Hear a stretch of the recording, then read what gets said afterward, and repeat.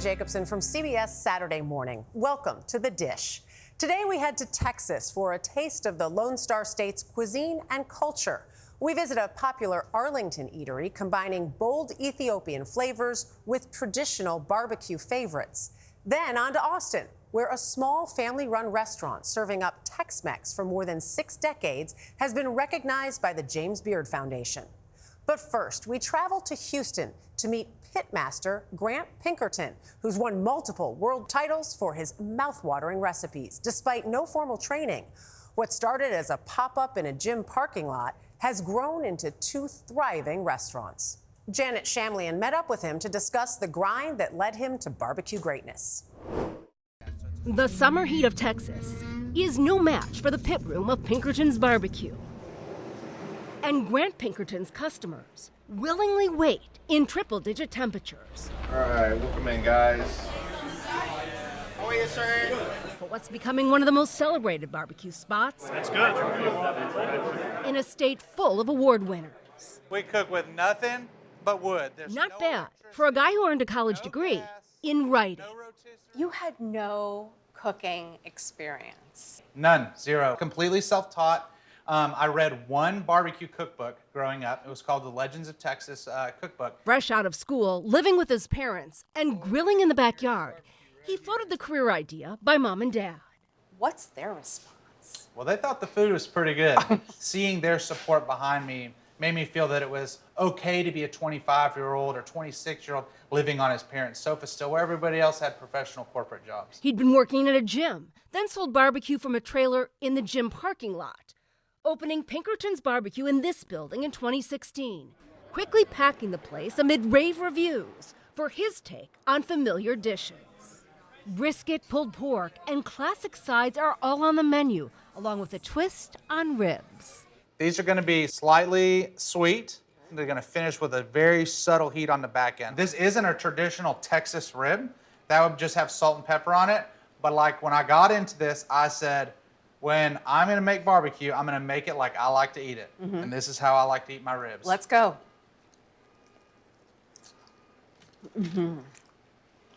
Not bad. Not bad. Within 2 years, he'd been named to the Forbes 30 Under 30 food and drink list, the first pitmaster ever selected, in part for what he did after Hurricane Harvey in 2017, when much of Houston was underwater and in the dark. I put a sign on the front door that said, come hell or high water, we're going to have liquor, AC, and barbecue. Through the course of the next 3 or 4 days, we were feeding first responders around the clock. But as Pinkerton was publicly building his career in barbecue, privately, he was battling the demons of addiction. In a social media post, the 34-year-old revealed he'd reached a milestone 10 years of sobriety after an addiction to heroin and prescription pills, one that ended before he opened his restaurant. And you pretty much laid it on the line. Why did you do that? I just see so many families that are devastated by addiction.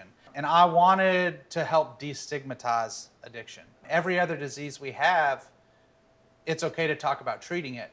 But if you're an addict that's using drugs, most people just want to walk away. Pinkerton wrote he'd been silent for too long. The message has been viewed several 100,000 times. Well, I don't have to turn down beers anymore when people come into my restaurant and say, oh, can I buy you a beer? I said, I don't have to deal with that anymore, so I'm pretty happy about that. But it's been awesome. Every day I get a message from somebody else. Now with a second restaurant. Big, 1 pound. More than 90 employees. And a couple of World Championship barbecue titles to his name. This is going to be the money bite right there. That's the money bite. That's the money. Pinkerton, a husband and new dad to 10-month-old Charlotte, is becoming known not just for creating perfection in the pit, but for reminding us it's okay not to be perfect. I was afforded another chance at life, right? And so my philosophy is every day we're going to wake up, we're going to try to help somebody else. A pit boss bringing the heat. How am I doing? Perfect. Looks great. And shining a light. Up next, we visit what owners say is the only restaurant on the planet serving up Ethiopian-style Texas barbecue. This is The Dish. Husband and wife team Patrick and Fasika Hicks decided to marry the flavors they each grew up with for a cuisine you just might only find in Texas. Their unique blend of barbecue and authentic Ethiopian spices has become a big hit with their customers. Here's Jamie Wax at Smoke and Ash. So we're going from Texas to Ethiopia to St. Louis with this platter. Oh yeah. I love it. This is global barbecue here. Sometimes the most unexpected combinations from the most unexpected places make the most surprising culinary delights. Look at the cap of melted fat on that. That is just gorgeous. That is beautiful. Like at Smoke and Ash, this unassuming restaurant in a small strip mall in Arlington, Texas, has all you'd expect in a barbecue place, like ribs and brisket. I'm going to steal a rib tip from your beautiful platter. All right. Boy, that is perfect. Just tender and smoky, and you haven't even finished it yet. But the secret sauce brings an international flair with spice rubs and sauces from Ethiopia. I have the berbere sauce, which is, we call it awaze. And this blend of Southwest U.S. and East Africa is deliciously unique. Now I can see why your customers are so loyal, because they literally can't get this anywhere else. Not nowhere else. Nowhere else. Patrick Hicks is a born and bred Texan from Waco. His wife, Fasika Hicks, is from Addis Ababa, the capital of Ethiopia. They met in 1997 after she immigrated to Texas. The first date was at IHOP, and I ordered like the chicken fried steak with eggs, pancakes. Yeah. This was about food from the very Oh beginning. yeah, From the start, yes. Both of them like to cook, and Patrick's barbecue became a favorite of Fasika's Ethiopian family. Seeing her family's delight gave her an idea. I was telling him, hey, you know what, we can make money selling this food. So we bought a trailer and make some extra money on the weekend. Before we know it, we start forming lines because people look forward to our cooking every weekend. And then that blossomed into this place. Very true. Yes, But this was still traditional Texas barbecue. That's right. yes, yeah. And in 2019, you had a great inspiration. Yes, I got bored with his cooking. So I was telling him, hey, why don't I make an Ethiopian food and sell it on the side? It wasn't long before that Ethiopian food on the side became part of the main menu, and the Hicks can thank their customers for that. I had customers who come in, for example, for the vegan combo we have, and they come to tell us on the register, hey, can I add the half pound of brisket to go with it? Can you put them on the same plate? Only in Texas does someone order the vegan combo with a side of brisket. Right. So I was just saying, okay, always take care of your customers, because I was kind of hesitant. With diners enjoying the two tastes together, the couple decided just having the meal share the same plate wasn't enough. Some meat-mita, mix it up together. Why not have the flavors combined in the same recipe? To guarantee the authenticity, Fasika's sister gathers Ethiopian spices in Addis Ababa and ships them to Texas. And the result is perhaps the only Ethiopian Texas barbecue on the planet. And here's your St. Louis style cut pork ribs, smoked with berbere. The signature dish at Smoke and Ash, the Tex-Ethiopian platter, naturally. We have smoked ribs, collard green. Featuring American barbecue staples from brisket to catfish to Texas toast, as well as Ethiopian dishes like chicken doro wat. We have some tortillas, or we call it kita in Ethiopia, and the barbecue sauce, which is spiced with berbere as well. There's another secret ingredient behind the success of Smoke and Ash, and it's not uniquely Ethiopian or Texan. When it comes to food, for me, it's just about togetherness. You work on it with love and care, and you make it to be the best thing on the plate. Joe's Bakery in Austin has been a family affair for more than 60 years. The restaurant serves up home-style Tex-Mex meals where the tortillas and salsas are made in-house. Brooke Silva Braga visited the James Beard Award-winning joint that you might say gives the patrons something to taco about.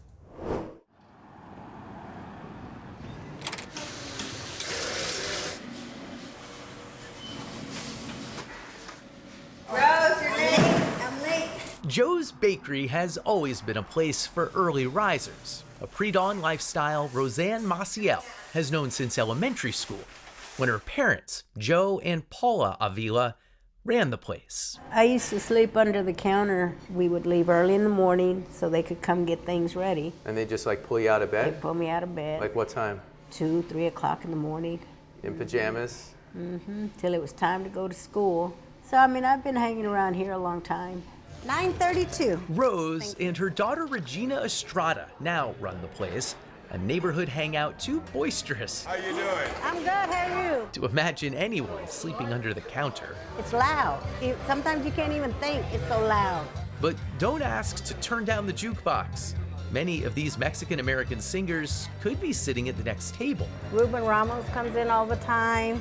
And sure enough, a couple hours later, Disculpe la molesta. there he was, Ruben Ramos. El Gato Negro himself. Everything changes, but the place is still the same. So we love to come here because we know what we're going to get. It's home-style Tex-Mex. The salsa still made in-house from fresh jalapenos. Tortillas, 1,400 of them a day, are pressed into balls, then flattened and cooked. This is the one and only tortilla maker we've ever had. She's it. How long you had her? I want to say 30 years. It's long enough that when she starts needing stuff replaced, it's not as easy to find it anymore. Yeah. One part inheritance, one part duty. It's now mostly Regina's job to keep her grandparents' recipes coming out of the kitchen. Why do people love the bacon so much? So it's a 2-day process. Hand dipped in flour. It sits in the refrigerator overnight, and then they cook it on the grill. So it has the illusion of being fried, but it is not. It's not fried. It's not fried. Why doesn't everyone make it this way? I don't know. And why doesn't everyone make rich, cumin-soaked carne guisada like this? Oh, wow, that's really good. A lot of people use beef, we use pork, and so one of the things that makes it different is it's a lot softer. And yes, just by the entrance, inside a glass case, is an assortment of Mexican treats.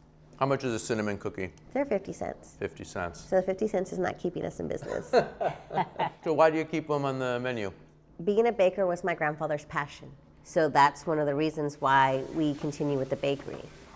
But Joe's Bakery is kind of a misleading name for the place. 2 tacos? It's mostly a restaurant, really, and though it carries a man's name, it's been sustained by 4 generations of women. Yes, ma'am. It's an immigrant story that starts with Rose's 17-year-old great-grandmother driving a horse carriage north from Mexico. Crossing the border with 2 young kids. Yeah. And she's barely a kid herself. Without her No man, partner. No partner. It's been a female-run organization for some time. In fact, it was one of those little girls in the carriage, Sophia, who first opened a bakery.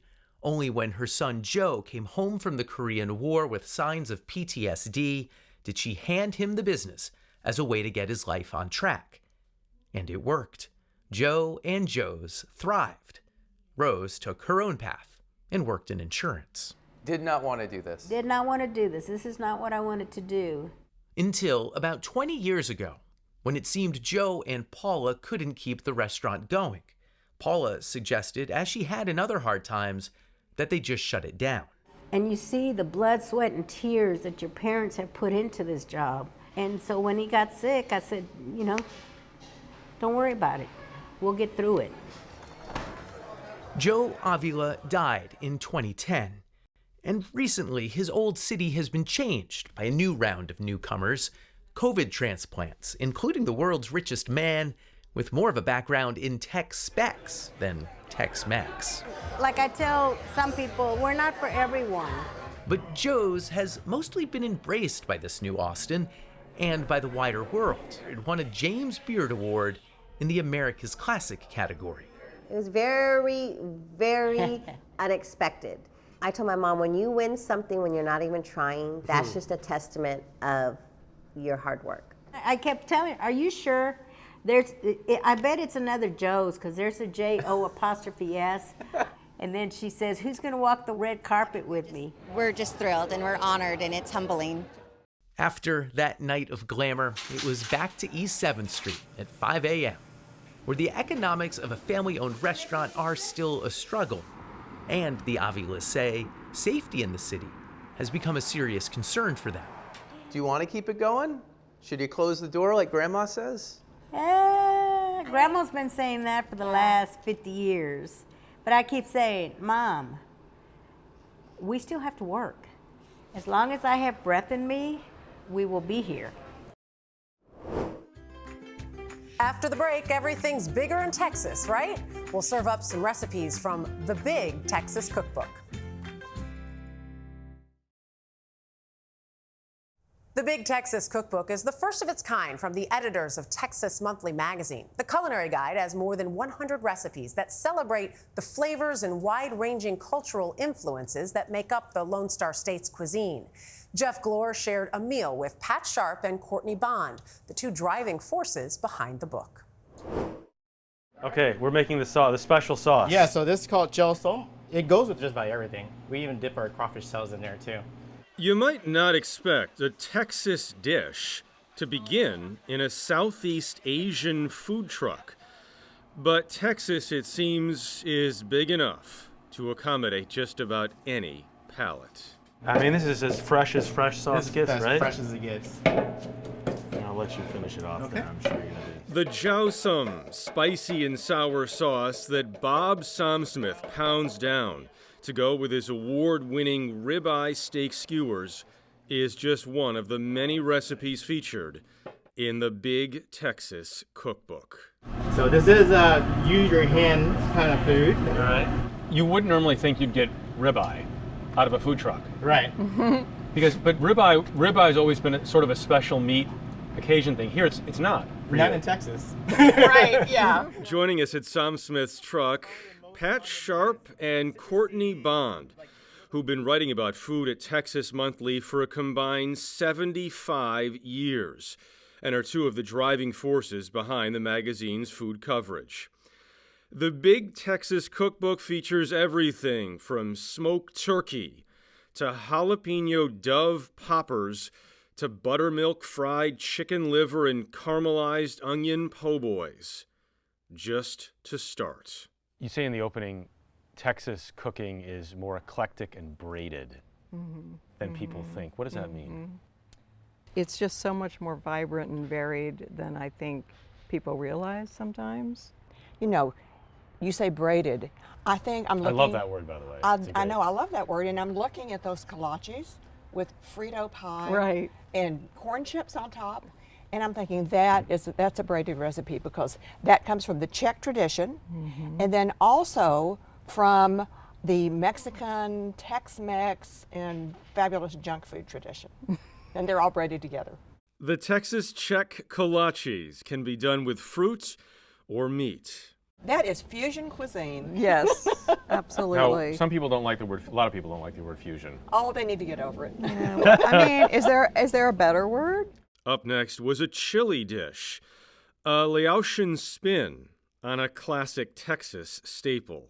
What am I tasting in there that I'm like a little bit surprised at? That's really good. It's got there's some fish sauce. You Is know, that maybe what it is? Yeah. Ginger, Probably. lemon, Wow. ginger and lemongrass. There's a lot going on there. There is a lot going on. Fish sauce, lemongrass, cayenne pepper, and galangal, but not beans. I don't mean to step into dangerous territory, but beans and chili. I knew you were going to say beans. Oh, God. Why does everybody bring that up? You were like, do not put beans in your chili in the book. Yeah, we think that tradition comes from the competition.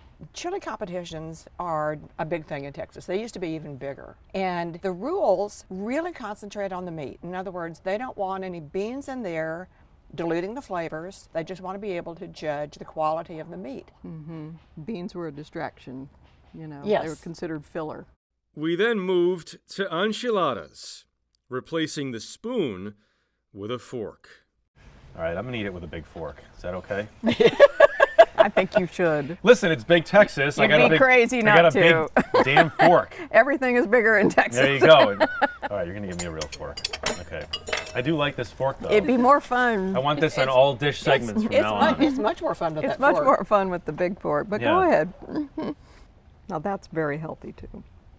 It's hearty and excellent. The tortilla's incredible, right? Yeah. For a long time, we've suffered through commodity style tortillas, you know, mass manufactured. And when you actually have one, now it's becoming the norm for taco joints to make their own tortillas, and that's a big deal. And it does make all the difference. For desserts, there was a Texas sheet cake, a recipe from Courtney Bond's grandmother, featuring pecans. We didn't talk about pecans, but they also play a big role in the book. Yes, yes, they're everywhere. Yeah, it's the pecan is our state tree.